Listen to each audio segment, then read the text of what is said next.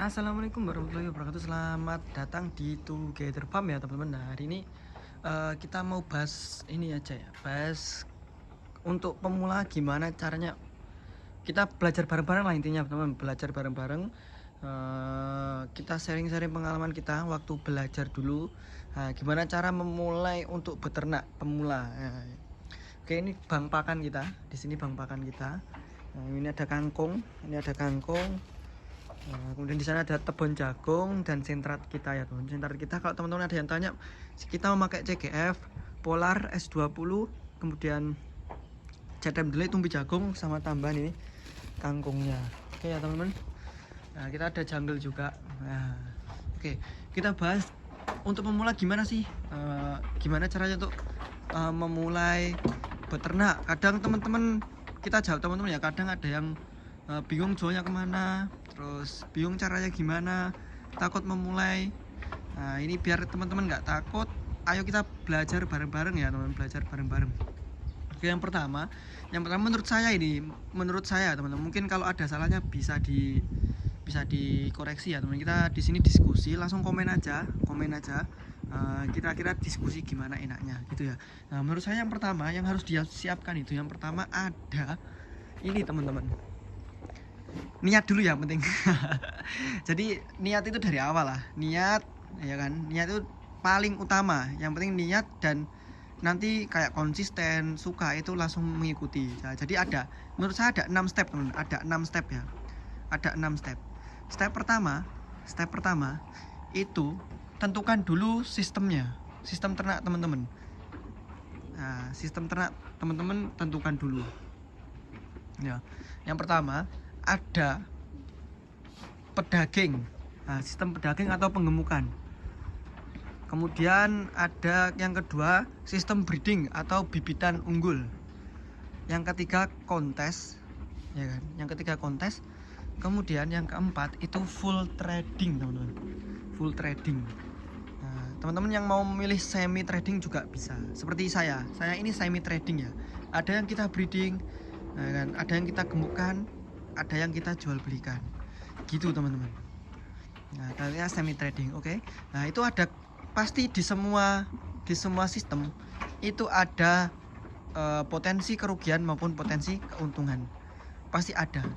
Namanya juga bisnis teman-teman, namanya juga bisnis, oke. Nah, kemudian kita lanjut lagi ya teman. Yang kedua, setelah sistemnya terbangun, fix sistemnya ini, saya pilih sistem ini. Nah, kalau udah, lanjut ke tahap kedua. Oke, tahap kedua ada yang namanya menentukan bank pakan. Nah, setelah teman-teman sistemnya terbentuk, bank pakannya baru disiapkan. Misal breeding itu bank pakannya pakai hijauan, silase tebon jagung, pakcong, odot, rumput gajah, nah, dan lain-lain. Nah, kemudian kalau penggemukan, sentratnya ini, complete feednya ini. Nah, untuk penggemukan. Untuk kontes, bank pakannya ini, misal comboran atau mungkin campuran hijauan. Nah, pokoknya menyesuaikan. Nah, kemudian kalau semi trading pakannya ini. Nah, teman-teman bisa menentukan pakan ketika sudah menentukan sistem ternaknya dulu. Nah, oke. Nah, monggo boleh dicatat teman-teman, boleh dicatat. Kita sharing bareng ya. Intinya kita sharing bareng. Oke, kita lanjut lagi ya teman. Kita lanjut lagi ke tahap selanjutnya. Kalau sudah sistemnya terbangun, kemudian pakannya sudah siap, lanjut ke belajar merawatnya. Oke, belajar merawatnya. Di sini belajar merawat itu include semua teman-teman. Kalian teman-teman belajar merawat indukan, belajar merawat anak, belajar merawat gimana koloni masa kawin, gimana spek kontes tuh gimana, perawatannya pasti beda-beda. Pengemukan perawatannya gimana, itu pasti beda-beda. Kemudian di dalam masa perawatan teman-teman akan belajar yang namanya jenis-jenis domba. Ternyata jenis-jenis domba misal domba Dorper, karakteristiknya kayak gini, terus dia tahan cuaca seperti ini, adaptasinya seperti ini. Nah, lanjut lagi sulfokan kayak seperti ini, sulfok seperti ini, karakteristiknya gimana, dia tidak tahan panas. Nah, makanya kalau di musim panas, kalau bisa teman-teman memang kalau mau pasang blower bisa, kayak pasang blower, kemudian kipas, jangan AC sih, terlalu mahal ya. Kalau AC terlalu mahal nanti teman-teman ya, blower kayak gitu. Nah dia tuh kalau Dorper kan memang tropis ya, jadi dia walaupun panas tetap kawin teman. Tapi kalau Sulfok biasanya kalau dia di suhu panas itu masa kawinnya berkurang, biasanya berkurang menunggu ini. Nah kemudian kita lanjut lagi ya teman-teman di tahap keempat. Setelah teman-teman sudah memahami step ketiga itu, yang keempat adalah teman-teman belajar gimana segmentasi pasarnya. Oke, segmentasi pasarnya baru belajar. Kan awal-awal teman-teman udah udah memilih sistemnya gimana kan. Misal sistem pengembukan dan segmentasinya nanti pedaging, untuk pedaging. Jadi misal teman-teman mau buka akikoh, terus mau lempar ke pedaging seperti sate, restoran dan lain-lain. Nah, contohnya kayak gitu. Kalau misal breeding, nah teman-teman sistemnya breeding, kemudian segmennya teman-teman para peternak yang menaikkan atau upgrade genetik, nah itu breeding. Nah kita pilih-pilih kayak gini lah. Ini ada Blackhead Dorper, kemudian ada F1 Sulfok warna plus juga. Nah ini untuk menaikkan genetik ya, untuk menaikkan genetik. Kenapa? Makanya indukan-indukannya harus terpilih kalau untuk breeding. Nah gitu. Oke, kalau kontes beda lagi. Kalau di saya tidak ada kontesan ya teman-teman. Kalau kita ini penggemukan dan breedingan. Nah mungkin di teman-teman yang spek kontes bolehlah nanti sharing-sharing ya. Nah oke, setelah teman-teman segmennya dikuasai dan dipelajari, udah menentukan nih segmen saya kesini, wes fix. Saya tinggal cari buyernya aja, tinggal cari pembelinya aja. Mau dilempar di sini. Langsung fokus dengan marketing. Nah setelah itu ini step terakhir ya teman-teman, marketing step. Jadi penjualan, teman-teman nggak usah bingung sekarang itu di era digitalisasi. Jadi teman-teman banyak sekarang grup jual beli, kemudian sosial media, mulai dari Facebook, TikTok, YouTube. Nah itu banyak banget. Tapi ingat teman-teman, segmennya jangan sampai salah sasaran, jangan sampai salah arah. Misal kita contoh ya, misal gini teman-teman, segmen pedaging itu kalau ibaratnya ini teman-teman, segmen pedaging itu ibaratnya motor ini wes, motor Vega. Ibaratnya tuh showroom motor bekas Vega. Terus mobil aja wes enak, biar mobil. Kayak ini kita kutip dari Pak Rossi, seorang konten media sosial. Ini bagus banget statementnya teman-teman ya. Jadi ini analoginya gini,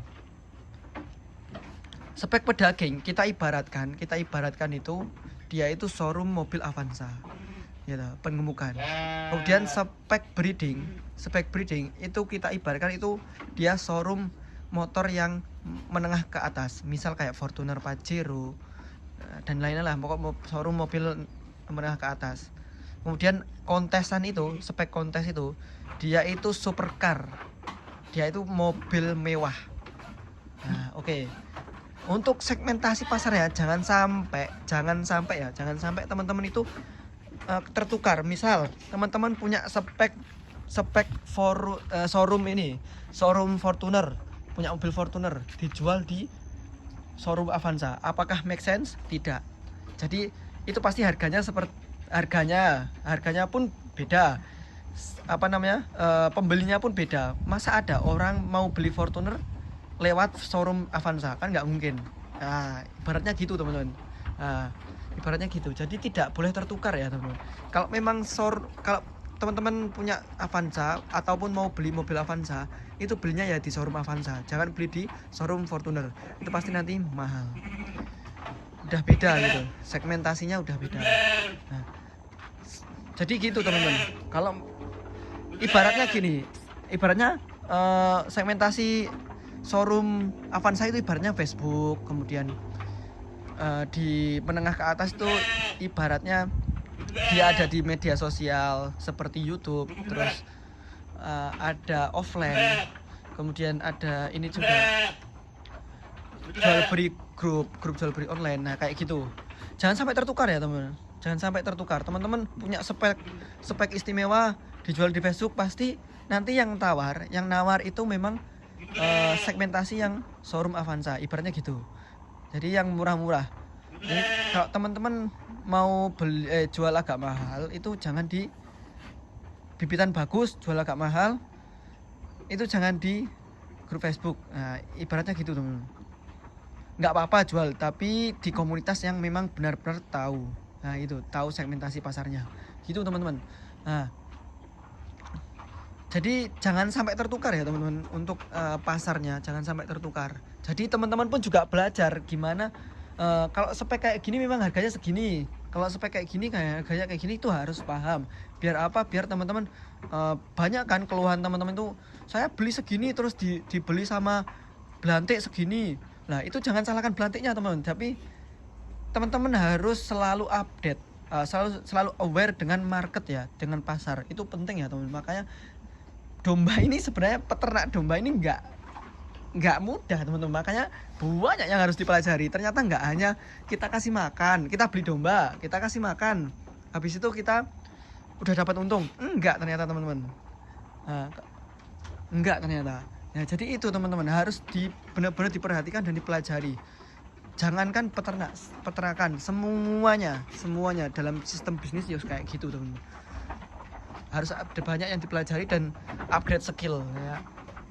Gitu ya teman-teman. Mungkin itu menurut saya, mungkin saya pun ada salahnya juga. Bolehlah kita sharing-sharing ya kan. Kita sharing-sharing. Gitu teman-teman. Mungkin teman-teman yang mulai belajar ini, saya sarankan itu beli yang buntingan, karena teman-teman bisa belajar merawat induknya maupun anaknya. Jadi tahu nanti kalau ini hasil silangan sama ini, anaknya keluarnya kayak gini, teman-teman tahu. Nanti walaupun teman-teman punya modal 10M, modal banyak, jangan beli banyak dulu, beli sedikit, tapi yang penting belajarnya benar-benar bagus. Semua itu proses teman-teman. Bisnis itu bukan siapa yang paling sukses, tapi siapa yang bertahan. Semua itu, bisnis itu ya tentang bertahan. Teman-teman yang bisa bertahan 4-5 tahun itu bagus. Itu teman-teman menang. Itu yang namanya bisnis. Yang penting ya, untung maupun kita jadi kaya dalam bisnis, itu namanya keuntungan teman-teman. Nggak ada yang namanya laki. Itu tidak jauh dari kata keberuntungan. Nah itu teman-teman. Nah menurut saya gitu ya teman-teman.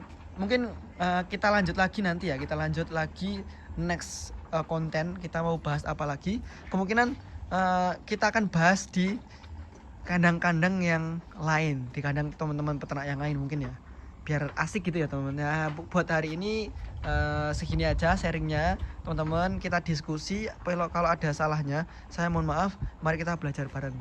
Nah, assalamualaikum warahmatullahi wabarakatuh. Saya Together Farm pamit dulu. Jangan lupa like, komen, dan subscribe ya teman-teman. Terima kasih.